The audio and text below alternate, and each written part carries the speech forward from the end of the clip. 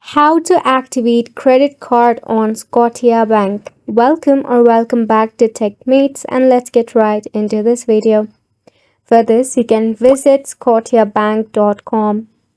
Now in here, if you scroll down, you should find the option of credit card. Tap on it. Scotia will provide you various of credit card that you can apply according to your preference. Now you can just select on view more card details if you find any of the cards suitable for you.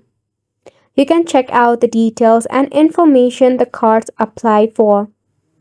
If it's correct for you, just tap on apply now.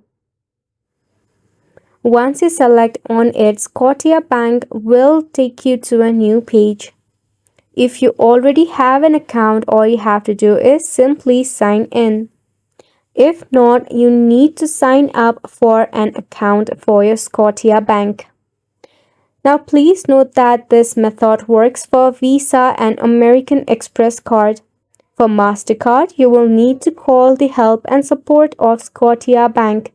Dial in 1-866-583-6289 if you want to activate your MasterCard.